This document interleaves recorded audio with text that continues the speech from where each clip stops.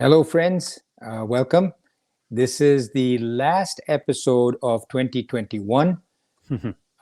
So, Happy New Year to all of you, and hope this coming year is full of health and happiness and prosperity and success and mental peace and spirituality for all of you. Lou, I have to thank you for a wonderful year so far. Thank you very, very much. This has been great, and all of this is possible only because of you, and I thank you for that. That thank you goes the other way because it has been such a great journey, and I'm learning so much, and it's helping me personally. And I see all the notes that we get on Facebook and otherwise, and we're helping a lot of people, and that's fun and exciting too. So no, thank you for a great year because you're producing all of this. So we're headed towards episode 200, which I'm excited about. This is episode 197. Chapters 18, verses 16 through 18. So please do listen in order to get continuity to episode 196 and the ones before that, so you know where we're headed. But what we talked about last time was the 5 causes of every action. 5 causes, and those were the body. We need a body, a gross body, a subtle body, a causal body. We need the doer, the me, the I that's doing it, the karta, the instruments to do it, our own body, our arms, our legs, our mind, our causal body, etc., intellect. Those are the instruments, and anything else. We need a pair of shovel, a spoon, pair of scissors, etc. Those are the instruments you need. And then you need a life force, prana. Without that life force, you can't do anything. And lastly, you need the Lord, God. Without God, without gravity, I said as an example, you can't walk. You may think you can walk, but without gravity, you'll just float off into space. Without the sun, without light, you can't see. There's many other things. Without oxygen, without humidity, temperature, you can't function. So you need the Lord. So those are the 5 causes. Atma, the self, very important. The one within us, the consciousness, who we think is the one that did it. We say, oh, the soul made me do this. The soul, Atma, made me do it. No, the soul doesn't make you do anything. The Atma, the self, is without a second. Without second. There's only the Atman. It is different from these 5. These 5, the ones that I just mentioned. In the presence of Atman, Brahman, all actions take place, but the Atman is not the performer, right? The Atman doesn't cause it to happen.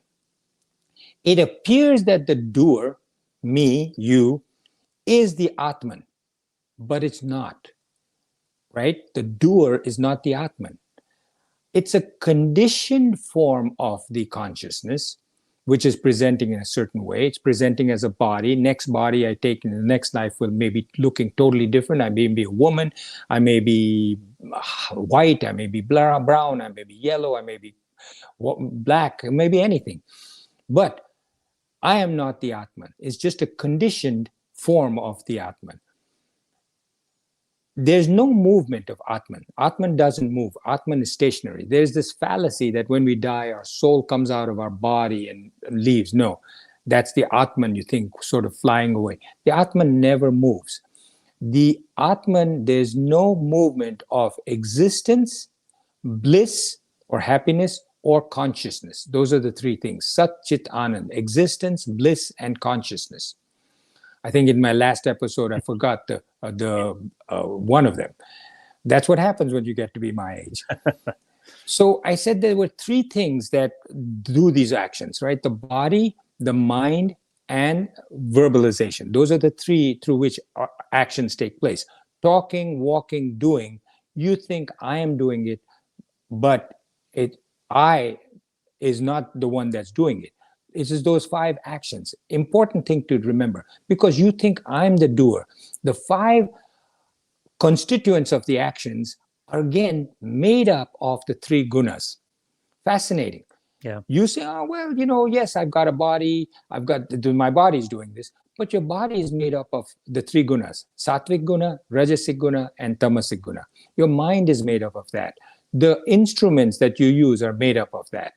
All of these things are made up of the gunas, sattva, rajas, and tamas, which we've talked about ad infinitum throughout these last 200 episodes. The three gunas function in the three gunas. That's a hard concept to understand. Let's put it aside for now. According to the laws of nature, there's a whole, just like there's laws of physics and chemistry, there's a laws of nature, right? I won't go into that. But according to the laws of nature, all action happens in the Prakriti. We talked about the Prakriti, in the gunas. But you don't know this. You think you're doing it. No, it's the Prakriti, it's the gunas doing it. It's complicated to understand because you think you are the doer. And I'll try to explain it, but it's difficult. And don't worry if you don't get it, it'll come. You are not the doer. The 5 factors that we talked about, the 5 causes, are the doers, not the Atman, not the Brahman. Brahman doesn't do anything, just is a witness watching everything. If a person still thinks that I am the doer, Krishna says, you are, put it nicely, not smart. You have not been enlightened, is the way he puts it. You are ignorant. Your intellect hasn't developed. You don't see the truth as it is. That word, by the way, is called lynx, L-Y-N-X. The ability to see the truth, to be enlightened, is called lynx in Old English, L-Y-N-X.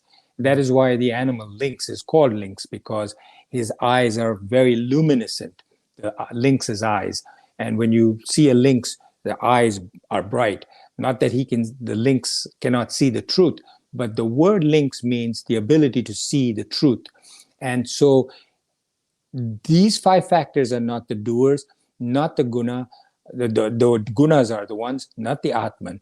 But you think you are ignorant, you have not seen the truth, you have not had the links to see the truth, so you think you are the doer.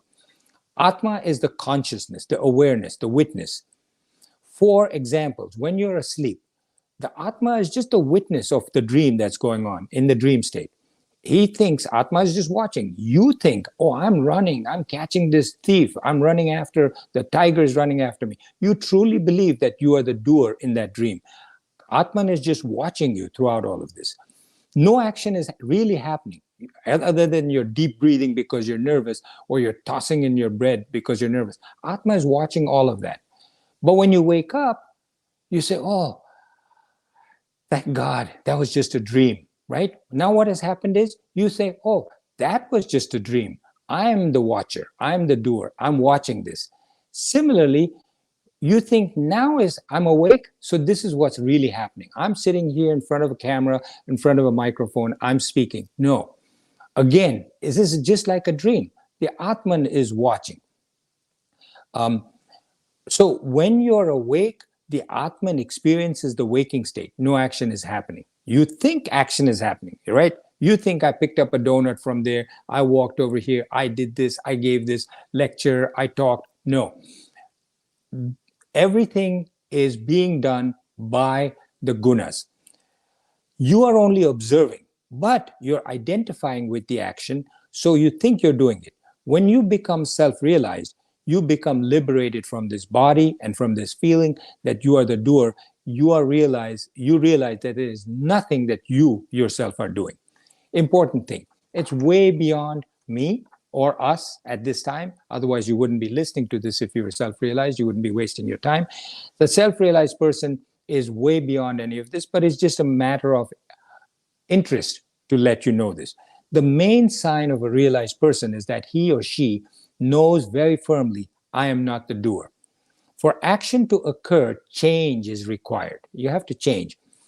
If Atma were involved, it would have to modify or change. And since the Atman, we know, Brahman never changes, never modifies, that which changes is not real. And the Atman, we know, is real. Atma is changeless.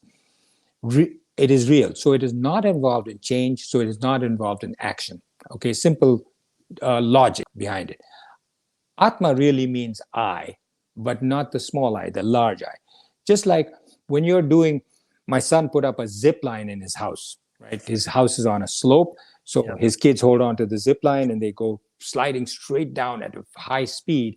I did that. And when you're on this ride, when you finally touch the ground, you say, oh my God, thank God. When you're up on that zip line streaming down, You think you're part of the action. When you touch the ground, you say, okay, that action is separate from me. Same thing when you're on an amusement park ride, when it's a scary ride. Similarly, Atman is separate from all of the doings of the world, right? It is if you're a grandfather, I have grandchildren running around. I may be sitting there watching one grandchild come past me, run past me, and go and hide. I'm looking, the next grandchild comes, he goes to a different hiding place. I'm watching all this. It's happening in front of me. I'm not doing it. You're sitting in a balcony watching the cars going by, left, right, different cars, red, white. You're watching all this. The Atman is just watching. Lou, would you do me a favor? Give me a sense of time as every so often, so I know. Okay. We're at 40. We're at 10, 11 minutes. So Okay, we're great. about halfway there. Okay. Verse 17. Free from the notion of I, me, and ego, he, with a capital H, is free from his intellect being burdened or bound.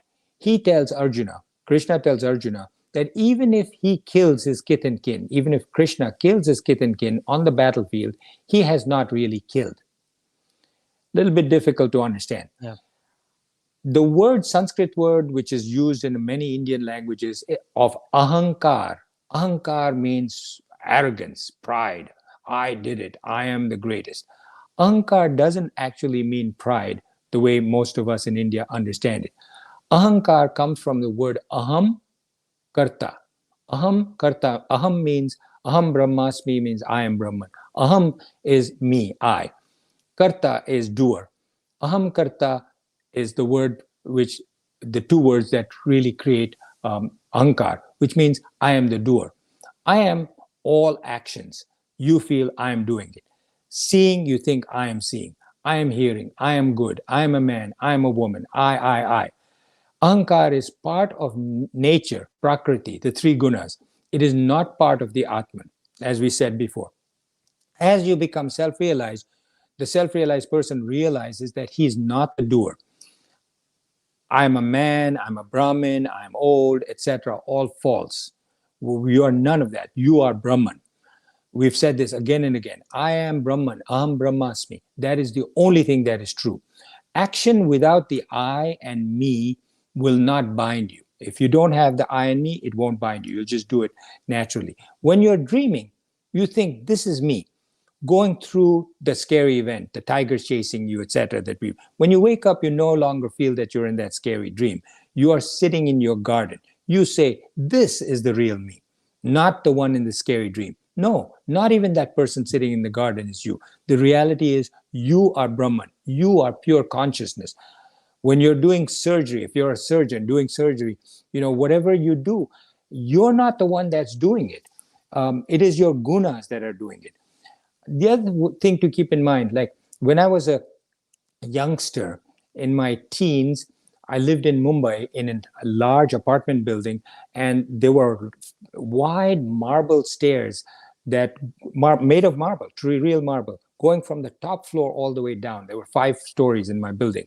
And I remember that I didn't even have to hold the banister. I would just run down the steps 2, 3 steps at a time, going fast all the way down without holding anything. Those were the days when you were younger. You could do those kind of things.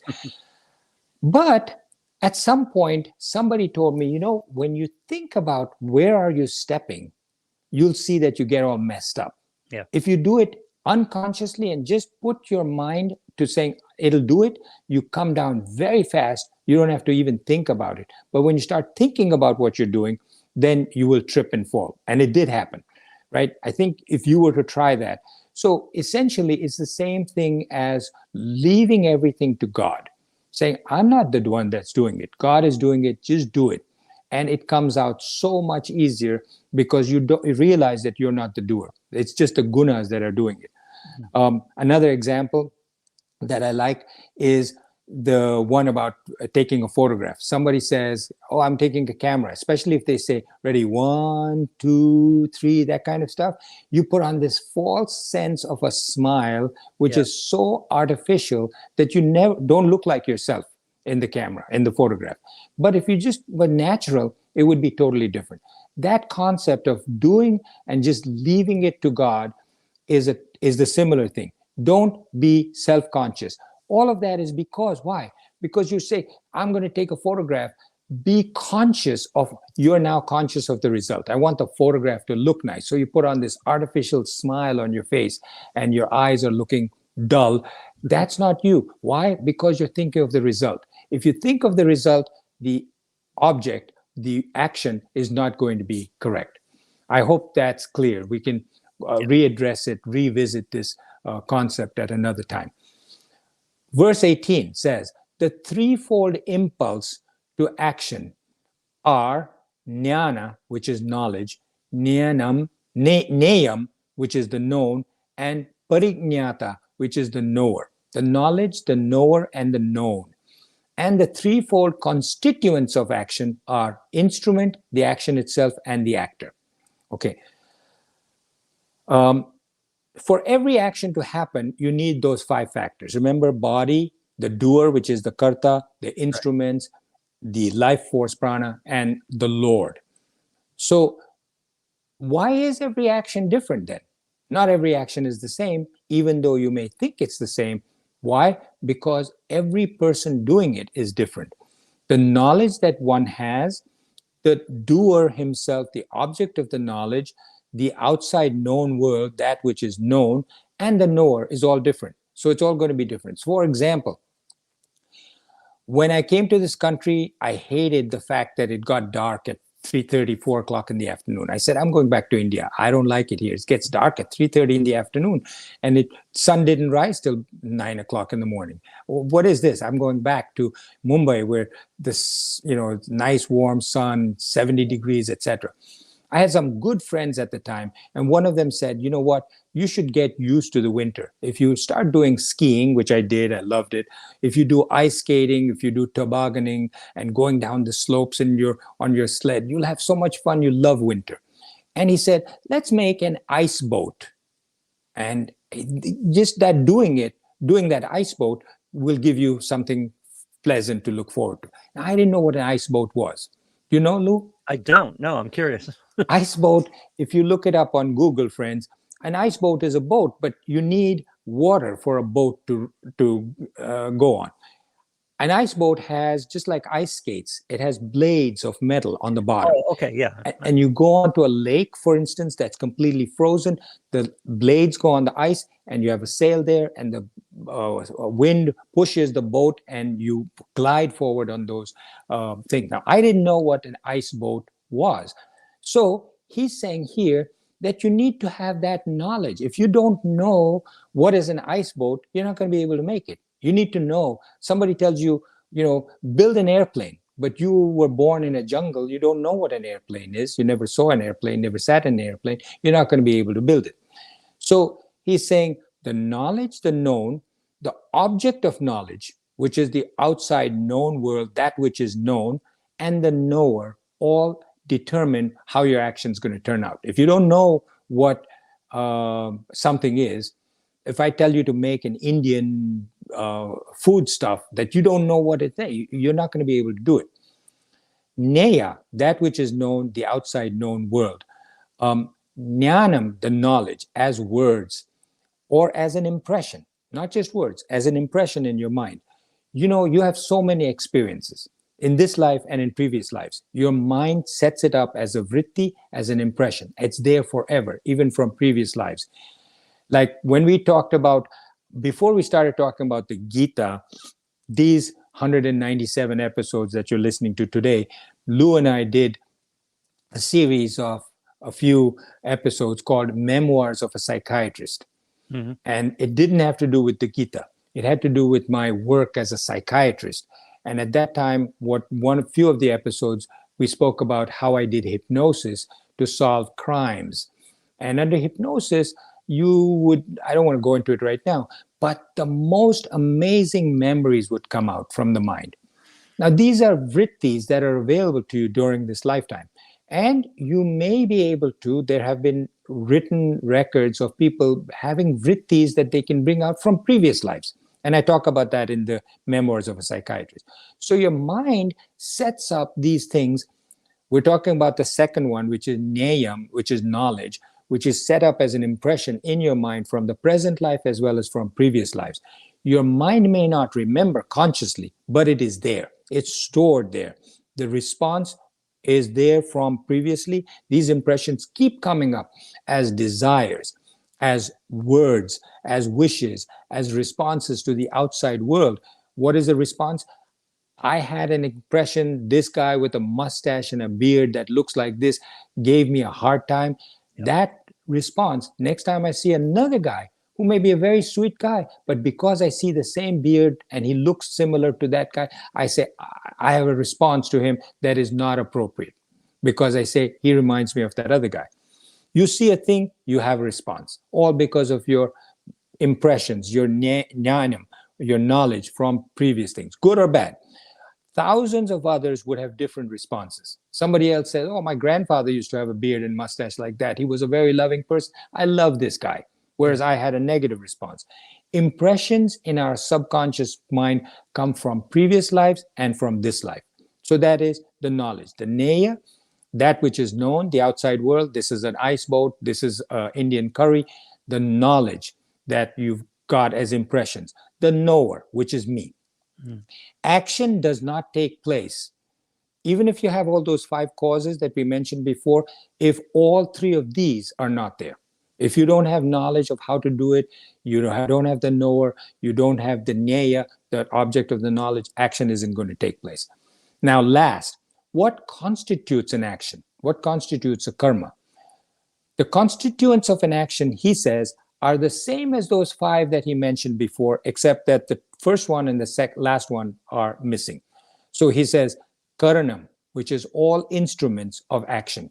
Our body, our sense organs, our mind, our intellect, all of these as the instruments, plus the spoon or the tongs or the shovel or the spade, whatever you're using, all the instruments. Second, the action itself, which is the karma. And the last is the doer of the actions, which is the karta. These are the middle 3 of the 5 constituents of action that we mentioned previously. The seat, which is the body, is missing. He didn't mention the seat here. What constitutes an action? He doesn't talk about the body. And he doesn't talk about the Lord. He's saying that that doesn't constitute an action. The boat maker is the doer of the action. The boat that we talked about, the ice boat, that's the karta. The karanam is any and all instruments needed to build that boat. And the karma, which is the action itself, the actual making of the boat, all 3 go together to make an action. And in order to do that, you have to have the knowledge of how to do it. You have to have the knowledge of the outside world or what it exists, and you have to have the doer. So friends, I rushed through this. It's a little complicated and heavy. You need to be able to go back, listen to it again if you think it's important for you. Everybody thinks a different verse is important, and make notes and contemplate it. Any questions, write to me. I'll be happy to answer those that I can. I've been inundated, believe it or not, by messages. So actually lately I've been writing and saying, I'm so sorry I can't answer your questions here, but I'll try and address it in the episodes. And as I'm speaking, I have been giving certain answers to some of your questions. Lou, I hope I have not kept you from your appointment. I hope we're well. We're good. We're good. Okay. And a great episode as always. And we've got several left in chapter 18. So, and we're coming up on 200. We'll be at 200 soon. Yeah. So happy New Year, friends. Hope you celebrate safely and wisely and have a great New Year. Have a lot of health, prosperity, success, and peace of mind. All my best wishes to all of you and to you, Lou. Have a good time wherever you're going. Yeah, thank you. You too.